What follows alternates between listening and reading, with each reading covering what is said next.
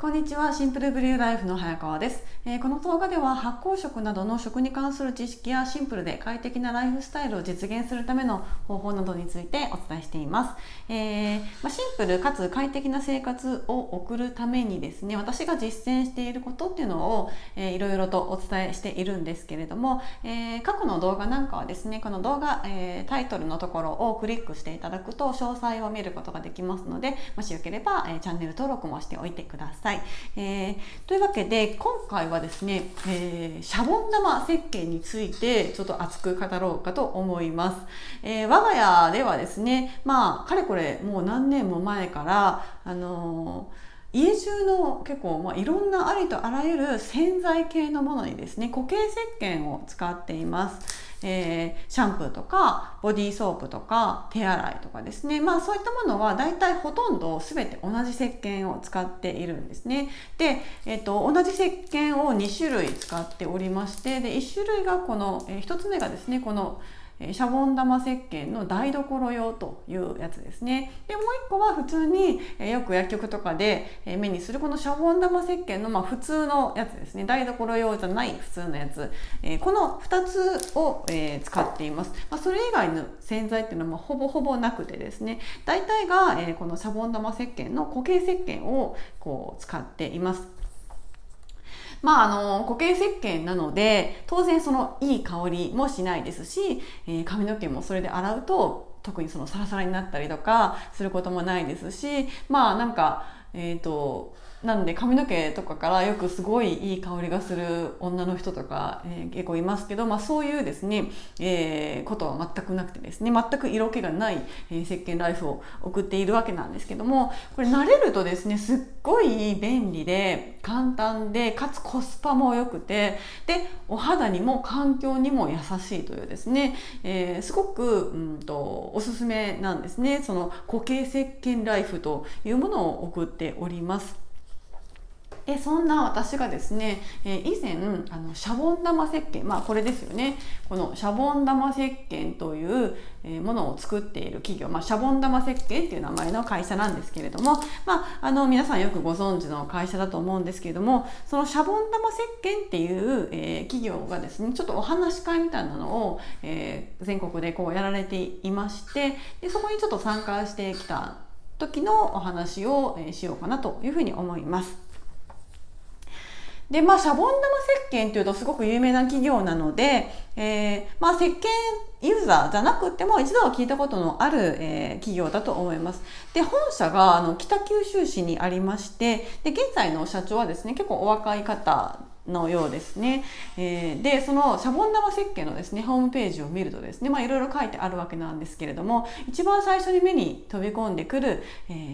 文がですね、人に優しいものは自然にも優しいということが書いてありまして、で内容をですね、ちょっと読み上げていきますと、私たちシャボン玉石鹸は化学物質や合成添加物を一切含まない無添加石鹸の製造販売を行っています。持続可能な社会形成が世界中の関心を集める一方で、公害や薬害、環境破壊などの問題は深刻度を増しており、原因が明らかになるまでには長い年月を要する傾向があります。しかし天然素材だけを使った昔ながらの石鹸には長い歴史の中で、その安全性も効果も証明済みです。だから私たちは無添加石貢にこだわります。私たちは自然と調和し生命あるもの全てが安心安全に過ごせる製品作りを通して社会への貢献を果たしていくことをお約束しますということが書かれております。これシャボン玉石鹸のホームページに書かれているんですけれども、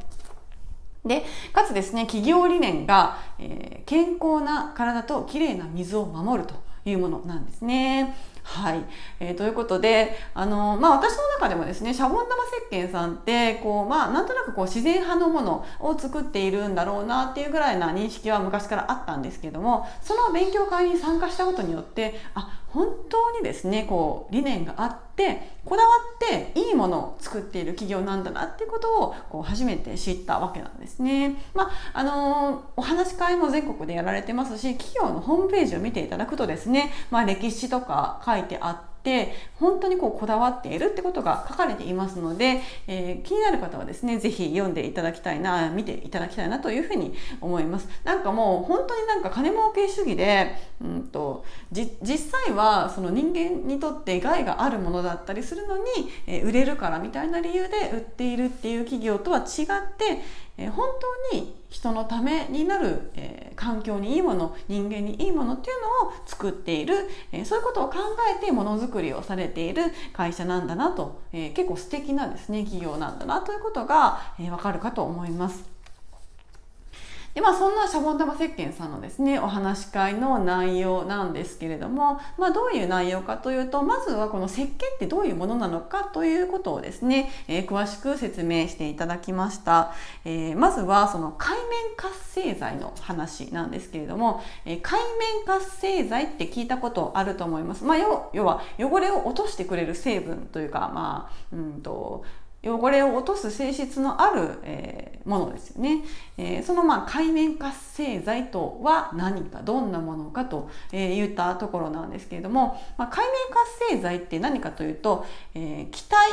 液体、固体が互いに接するこの境界面ですね。気体と液体と固体が接している境界面を活性させる物質です。なので、水と油の境界線を活性させることによっ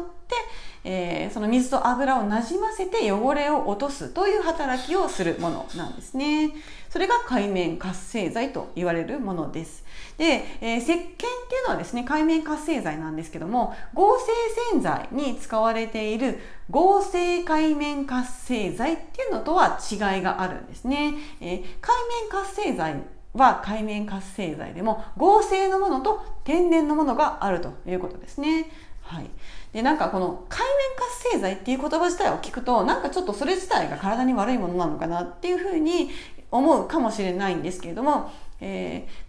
にあまり良くないですよ、害がありますよと言われているものは合成の方の界面活性剤です。すなわち合成界面活性剤ですねのことであってですね、無添加石鹸とかの石鹸の成分である天然の界面活性剤っていうのは、人間の体とかあと環境とかにも特に害はないということなんですね。そもそもですね石鹸というものは紀元前3000年ぐらいから、薬用として使われていまして、その長い歴史からもですね人体とか環境への安全性というものは証明されています。石鹸ってそんなに昔から使われていたんだなという感じなんですけれども、その石鹸、天然の界面活性剤で作られた石鹸と、いわゆる合成洗剤というもの、合成の界面活性剤から作られている合成洗剤って、大きな違いがありますといったところを、お話ししようと思うんですけども、石鹸と合成洗剤の違いですね。はい。大まかに言うとどういうことかと言いますと、まず石鹸ですね。石鹸というのは油とアルカリを混ぜて化学反応を起こします。で、それだけなんですよね。油とアルカリを混ぜて化学反応を行って、そういったシンプルな工程で、製造する界面活性剤。これが石鹸です。それと比べてですね合成洗剤というのはどういうものかというと、高温とか圧力をかけるみたいなことをして化学合成を行って、結構その複雑な工程を経て製造するのが合成界面活性剤なんですけれども、その複雑な工程を経て製造していく合成界面活性剤を使ったものが合成洗剤なんですね。ということですごいざっくりなんですけど、石鹸と合成洗剤っていうのは全然別物なんですね。はい。石鹸にも合成洗剤にも固形のものがありますし、粉状のものもありますし、液状のものもありますし、いろいろ種類あるんですけれども、そのパッケージですね、そのパッケージのこういったものの裏に表示してある成分ですね、これを見ていただけばそれが石鹸なのか合成洗剤なのかを判断することができます。石鹸って一口で言ってもこの固形のもの、これだとこれ石鹸だよねってわかると思うんですけども、液体のものもあるし粉のものもあるんですよね。粉のものでも、その中身がですね含まれている成分がその石鹸素地だけみたいなものであれば石鹸だし、そうじゃない場合は、合成洗剤なわけなんですね。はい、で、原材料なんですけれども、石鹸の場合、このパッケージに書いてある原材料ですね、どこを見ればいいのかっていうと、石鹸の場合は、牛の油ですね、牛脂とか、パーム油、米ぬか油、そういったですね油脂が書いてあるんですけども、その油脂が、天然の油脂です。それが石鹸ですね。で、反対にその合成洗剤の場合は、その油脂の部分が石油だったりとか、天然油脂の場合もあるんですけども、石油から作られて、いるっていうものが多かったりしますね。その石油か天然油脂かって言ったら、石油から作られているものよりもやっぱり天然油脂から作られているものの方が断然体にいいんだろうなと思うのは当然なんですけども、見るべきところはですね、その原材料が天然か、石油かっていうところも大事なんですけれども、それよりも出来上がったものの成分ですね、そっちの方が見るべきところなんですね。例えばその植物性の原料から作られているもの 100% 植物性原料ですよって言っているものであっても、それが最終的に合成洗剤であれば、石油原料から作られたものと同じような成分になっているんですよね。だから植物原料だから OK、 それだ植物性だからいいっていうわけではないということなんですね。それだけでは判断できないといったところです。で、石鹸ですね。この石鹸の成分はじゃあどういうものかというと、ものすごくシンプルです。ものすごくシンプルで、固形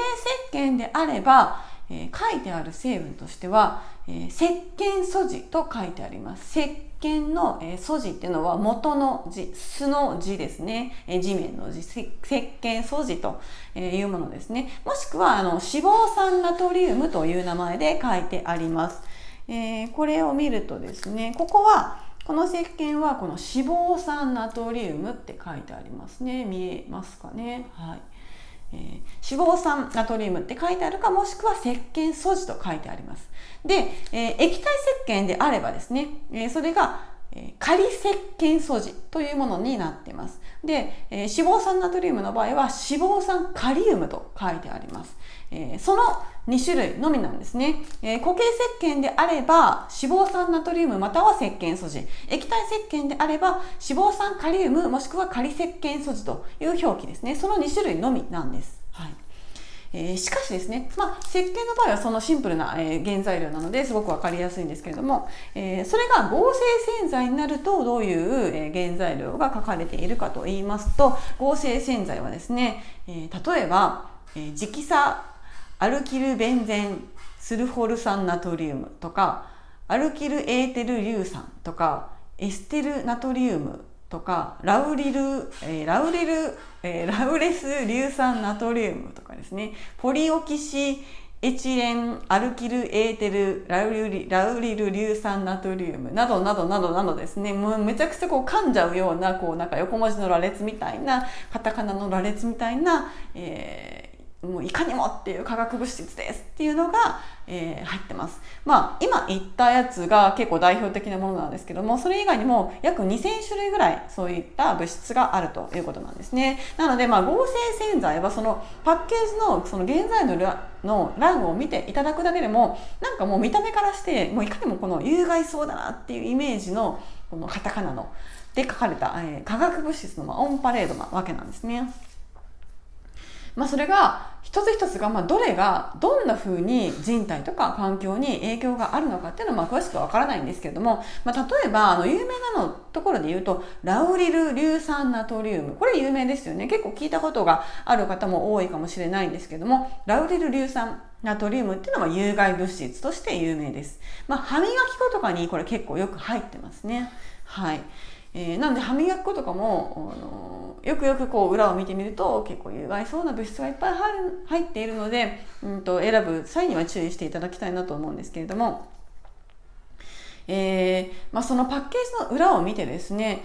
台所用の洗剤とか、洗濯用の洗剤っていうのはパッケージにちゃんとこう品名に石鹸とか合成洗剤って書いてあるんですよ。ちゃんとそういう表示がされているので、分かりやすいんですけれども、これは石鹸なんだなとか、液体であろうが粉であろうが、合成洗剤なら合成洗剤って書いてありますし、石鹸なら石鹸って書いてあるので非常に分かりやすいんですけども、例えばこのシャンプーとかボディーソープとかの化粧品系の商品っていうのには、その石鹸と合成洗剤を区別する表記っていうのが書かれてないんですよね。そういった記載の欄がないんです。なので、ちょっと分かりづらい。なので成分表示のところもしっかりと見て何が入っているのかっていうのを確認するといいですね。特にシャンプーとかボディーソープとかその化粧品類はですね。原材料が何からできているのか、製法はどういったものなのか、出来上がったものの成分は何なのか、そういったことをですねしっかり確認していいものを選ぶということはですね、やっぱりそれ食べ物を選ぶ時と同じですよね。食べ物にこういいものを食べようとか、あまり体に良くないものを避けようとかいうふうに思っている方は、そういった食品の加工食品とか特にパッケージの裏を見て、確認したりすると思うんですけども、そういった食べ物に気を使うのと同じくらいやっぱり皮膚に触れるものも気をつけていくといいと思うんですよね。石鹸はやっぱりおすすめなんですけれども、石鹸には石鹸の短所っていうのもありますし、合成洗剤には合成洗剤ならではの長所っていうのもありますので、一概にどちらが絶対にいいとかっていうのは言えないんですけれども、例えばですね、石鹸はこう体にも環境にも優しくって洗浄力が高いんですけれども、使用の時にですねやっぱり手間がかかるというデメリットもあります。あと石鹸カスができやすかったりっていうこともありますね。で合成洗剤っていうのはその逆で、使い勝手がすごくいいですよね。使い勝手が良くてしかも価格も安いです。なんですけども環境とか人体への悪影響というのが懸念されるんですね。なので、ざっくり言うとですね、安さと利便性、これを求めるなら合成洗剤を買ってください。でも人体とか人間の体、自分の体とか家族の体ですね、そういったものへの安全、あとは環境への配慮ですね、そういったことを考えるのであれば石鹸を選ぶ、そういう選択肢になるかと思います。要するに本当にこれ食べ物を選ぶ時と一緒なんですよね。時間とか労力とかある程度のお金を使ったとしても、いいものを選んでいくか、体のことや環境のことを全く考えずに安さと利便性だけを重視して選んでいくか、その違いってことですよね。その方のですね生活スタイルによって、どちらを選択するかっていうのは個人の自由だとは思うんですけどもですね、やっぱり私は食べるものも日用品もですねなるべくいいものを選んでいきたいなと思いますし、それを選択する人が増えるといいかなというふうに思っています。この動画を見ている方はですねやっぱり食に興味がある方とか健康に興味がある方っていうのが多いと思いますので、そういう日用品に関してもですねそういった目線で選んでいる方が多いかなとは思っておりますけれども、食べ物だけじゃなくって洗剤とかをですね選んでいくのにも、そういったパッケージを見て選んでいくといいかなというふうに思います。で、石鹸ってじゃあ合成洗剤と比べて本当に環境にいいの悪いのっていう話なんですけども、石鹸って本当に環境に優しいんですよ。石鹸はですねこの排水として流れますよね。排水として川とか海に流れていくと、短時間で水と二酸化炭素に分解されます。結構すごい短い時間で分解してくれるんですね。で、石鹸カスっていうのも同時に流れていくわけなんですけども、その流れた石鹸カスというのは、微生物とか魚の餌になります。なので石鹸で、いろいろ洗ってですねその石鹸の、成分が含まれているものを排水として流しても環境にはほとんど悪影響を及ぼさないんですね。なので、全然問題ないということです。で、それに比べて合成洗剤というのはですね、なかなか分解されないんですね。なかなか分解されずに、そのままの状態で川とか海に流れてしまいます。で、結果として、環境を汚染してしまうんですよね。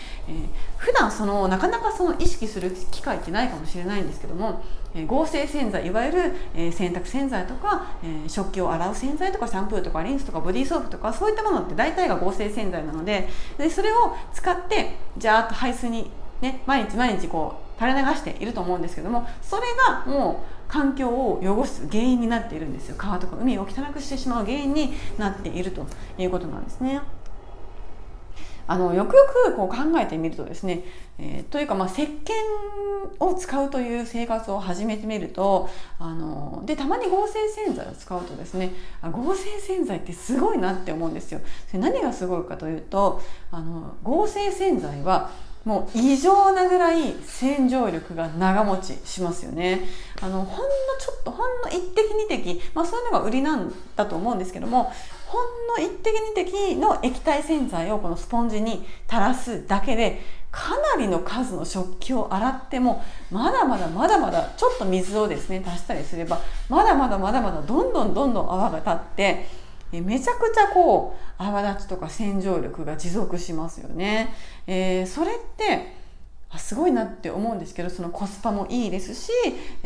便利ですよね。便利なんですけども、その洗浄力の持続するパワーっていうのがですね、そのまま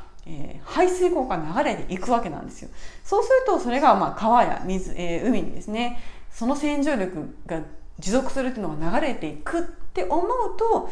なんかちょっと怖いなっていうふうに思いますよね。台所洗剤の代わりに、うちはですね、この台所用石鹸っていうこの固形石鹸を使って食器とか全部洗っているわけなんですけども、それをやるとですね、すごい違いがよくわかります。この石鹸っていうのは洗浄力すごく強いんですけども、やっぱりたくさんつけていっぱい泡立てても泡立つんですけど、すっごい泡立つんですけど、やっぱり頻繁に継ぎ足さないと洗浄力っていうのは持続しないんですね。なので、泡立ててもですね、水で流したらすぐに分解されて洗浄力が落ちます。なのでもう一回継ぎ足して石鹸またつけてっていうことをしなければいけないですね。そういうのが本来というか、石鹸の、働きなんですけども、合成洗剤っていうのはそういうことをしなくても本当一滴二滴で、かなり長いこと使えると、いうことなんですよね。そういう違いがあります。そういったことを知るとですね、合成洗剤を使うたびにですね、結構罪悪感に苛まれたりとかもしちゃうんですけども、やっぱり、便利は便利なんですけども、そういった事実があるってことはやっぱり、知っておくべきだとは思うんですね。知るっていうことが大事だと思います。知っているけど使う。でもやっぱ知らないよりはいいとは思うんですね。少しでもなるべくちょっとだけでもできる範囲で、環境に配慮しようという気持ちに知っていればですねなると思いますので、そういったことをですね知るっていうことが大事かなというふうに思います。ということでですね、石鹸に、便利な合成洗剤をいろいろ使っている方にとっては、この石鹸に変えるってことはかなりハードルが高いことかもしれないんですけれども、合成洗剤とこの天然成分から作られた石鹸っていうのは、いろんな違いがあるんですよということを知ってですね、人体に与える影響とか環境に与える影響ということを知ってですね、ぜひ、もしよければですね、別にシャボン玉石鹸の回し物でも何でもないんですけれども、このシャボン玉石鹸ってすごくいいものを作っている企業なので、ぜひですねホームページとか見ていただくといいんじゃないかなというふうに思います。というわけでですね、今回は以上となります。この動画ではシンプルライフについて、発酵食について、健康食について、そういったテーマで皆様のお役に立つ情報を発信していきますので、見逃したくないという方はですね、ぜひチャンネル登録ですね、よろしくお願いいたします。あとですね、この動画のタイトル欄をタップしていただきますと、いろんな詳細、見ることができますので、そちらもですね、合わせて見ていただくと、嬉しいです。ではまた次回の動画でお会いしましょう。さよなら。